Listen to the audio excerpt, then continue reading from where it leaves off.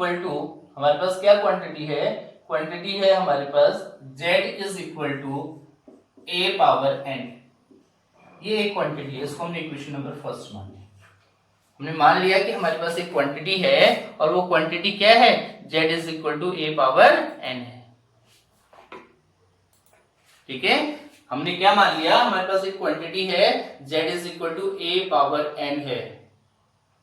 Clear.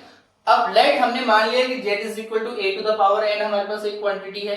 तो अगर हमारे पास एक क्वांटिटी है और a को मेजर करने में जो एरर आ रही है वो प्लस माइनस डेल्टा a आ रही है, सपोज a को मेजर करने में जो एरर आ रही है वो प्लस माइनस डेल्टा a आ रही है। तो अब आपके पास देखो, जब आप z को एरर के साथ मेजर करोगे तो क्या लिखा जाएगा, z plus minus delta z, z plus minus delta z लिखा जाएगा। और इसी को अगर हम इधर लिखेंगे तो z plus minus delta z को इधर लिखेंगे तो हमारे पास क्या हो जाएगा, a plus minus delta a power n। देखो हमने क्या मान लिया कि हमारे पास एक क्वांटिटी है और वो क्वांटिटी क्या है, z equal to a to the power n है। क्वांटिटी पावर कंटेन करती है। तो हम क्या लिखेंगे, अगर हमने मान लिया a में हमारे पास error in measurement of a क्या है, a plus minus delta a है, तो z के मेजरमेंट में एरर क्या हो जाएगी, z plus minus delta z is equal to a plus minus delta a to the power n। Simple हो गया।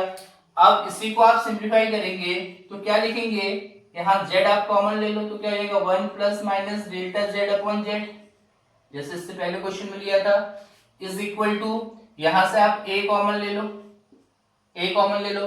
देखो a को जब कॉमन लोगे तो a की पावर n आएगा बाहर, क्योंकि होल पावर n है। तो ब्रैकेट के अंदर आपके पास कितना हो जाएगा, 1 plus minus delta a upon a whole power n। ठीक है, अब z जो है a to the power n है, तो a to the power n से z कैंसिल हो जाएगा। सिंपल कॉन्सेप्ट है। क्लियर। तो क्या लिखा जाएगा, 1 plus minus delta z upon z is equal to, ठीक है।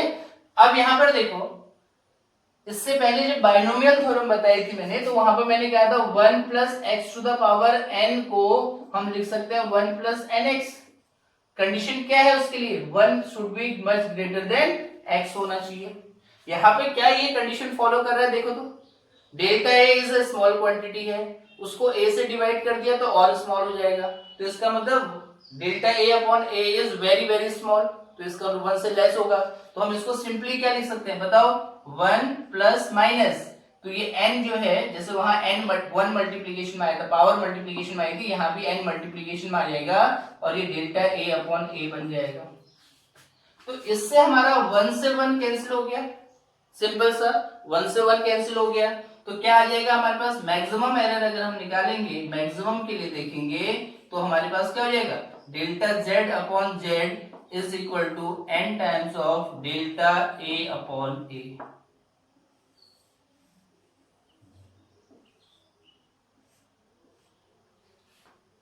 क्लियर हो गया। तो अगर पावर कंटेनिंग टर्म्स हैं तो रिलेटिव एरर हो जाएगी delta z upon z is equal to n times of delta a। Power किस में आ गई, आगे से मल्टीप्लाई में आ गई। क्लियर हो गया, इतनी बात समझ में आ गई। अब अगर देखो इसी को हम 100 से मल्टीप्लाई कर देंगे तो परसेंटेज ऑफ एरर निकल जाएगा। और अगर हम z को उधर क्रॉस मल्टीप्लाई में ले आए तो डेल्टा z इज इक्वल हो जाएगा n into delta a upon a into z। ये किसको दिखा देगा, एब्सोल्यूट एरर को दिखा देगा। ये एब्सोल्यूट एरर होगी, ये रिलेटिव एरर होगी, और रिलेटिव एरर को मल्टीप्लाइड बाय 100 कर देंगे तो ये परसेंटेज ऑफ एरर को दिखाएगा। किसको दिखाएगा, परसेंटेज ऑफ एरर को दिखाएगा। तो ये हमारे पास सिंपल मेथड होगी finding the error when quantity containing power term.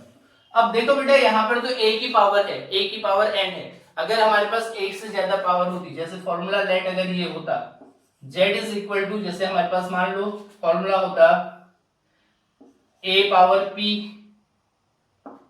b power q, c power r, ऐसी d पावर s, ऐसी कोई क्वांटिटी होती, मोर देन वन क्वांटिटी होती। देखो पावर कंटेनिंग, यहाँ तो केवल एक ही क्वांटिटी है, a है, तो यहाँ अगर हमारे पास मोर देन वन है, देखो a b c d 4 quantity दे दी, सबकी पावर, एक की पावर p है, दूसरे की q है, तीसरे की r है, थर्ड की आर है 40 एस है।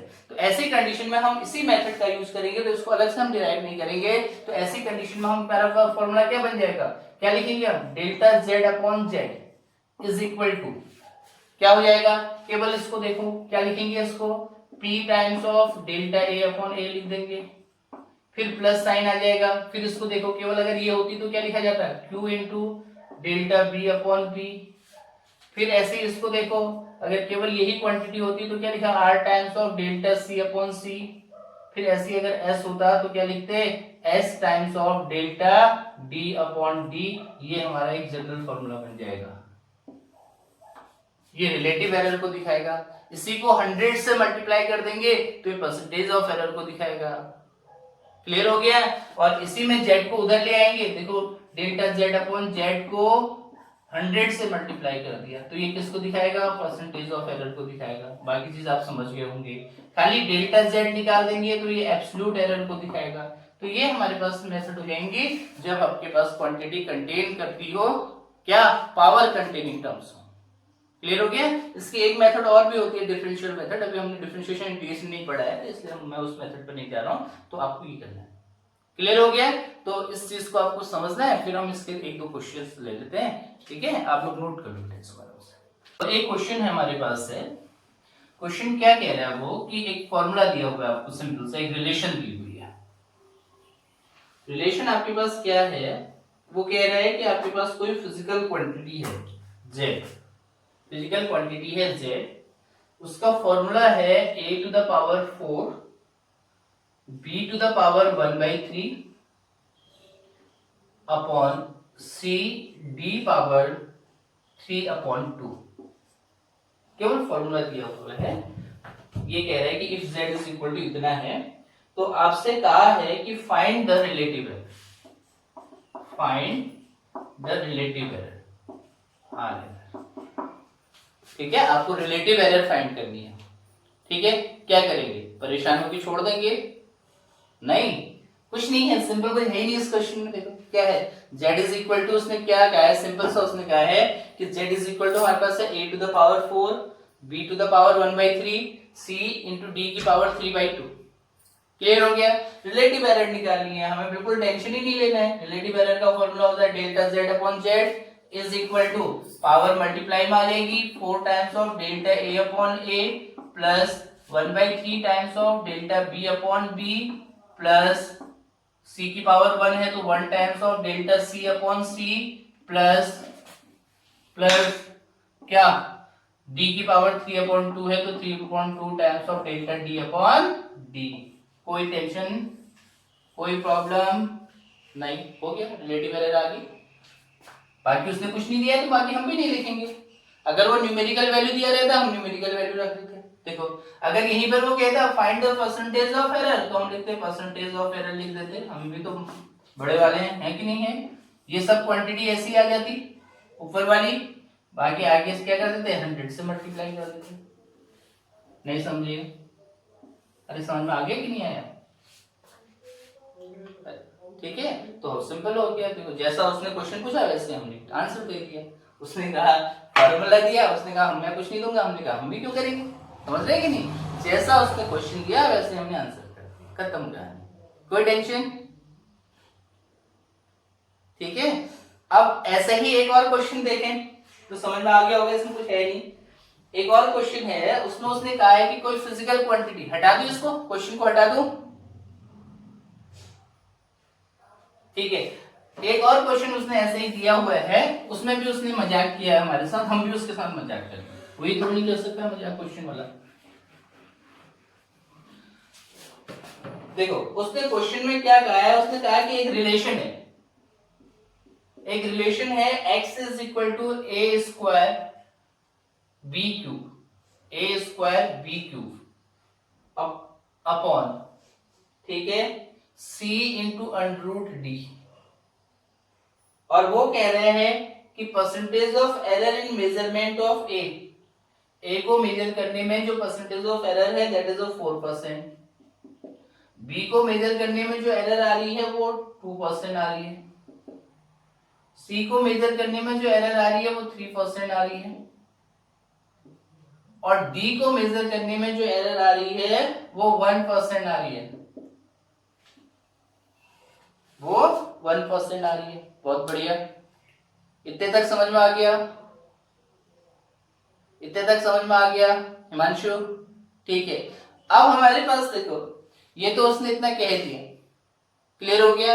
अब आपको क्या करना है, हमसे क्या कहा है उसने, find the percentage of error, हमसे कहा है परसेंटेज ऑफ एरर निकालो, क्लियर हो गया। तो हम क्या करेंगे, परसेंटेज ऑफ एरर निकालेंगे भाई। परसेंटेज ऑफ एरर के लिए फॉर्मूला क्या होता है, n टाइम्स ऑफ, देखो क्या बनेगा यहाँ पर फॉर्मूला, 2 आगे से मल्टीप्लाई में आ जाएगा, डेल्टा a अपॉन a लिखेंगे, प्लस 3 आगे से मल्टीप्लाई में आ जाएगा, डेल्टा b अपॉन b लिखेंगे, प्लस कुछ नहीं है, पावर 1 है तो डेल्टा c अपॉन c लिखेंगे, प्लस d की पावर 1/2 है तो डेल्टा d अपॉन d लिखेंगे। अब हमें परसेंटेज ऑफ एरर निकालना है तो 100 से मल्टीप्लाई कर देंगे। कोई डाउट? नो डाउट, ठीक है, यस और नो, यस और नो। इसी को अगर हम अंदर लेके जाएं बेटा, इधर ध्यान से समझें, तो delta a upon a multiplied by 100 plus 3 times of delta b upon b multiplied by 100 plus 1 times of delta c upon c multiplied by 100 plus 1/2 delta d upon d multiplied by 100। बनेगा कि नहीं, बनेगा कि नहीं? 100 से अंदर ले जाएंगे तो इतना ही तो बनेगा, यस और no? This line is clear, ये लाइन क्लियर है, ये लाइन क्लियर है, तो ये लाइन भी क्लियर होगी, क्योंकि केवल 100 से मल्टीप्लाई किया है। देखो अब percentage of error is equal to क्या बन जाएगा, 2 टाइम्स ऑफ, इधर देखो इसको क्या लिख सकते हैं, a%, इसको क्या लिख सकते हैं, b%, इसको क्या लिख सकते हैं हम, c%, इसको क्या लिख सकते हैं हम, d%, लिख सकते हैं भाई। Delta a upon a to 100, किसी क्वांटिटी को error, absolute error multiplied by 3/2, क्या? हाँ हाँ हाँ हाँ बेटा, यस, राइट आंसर।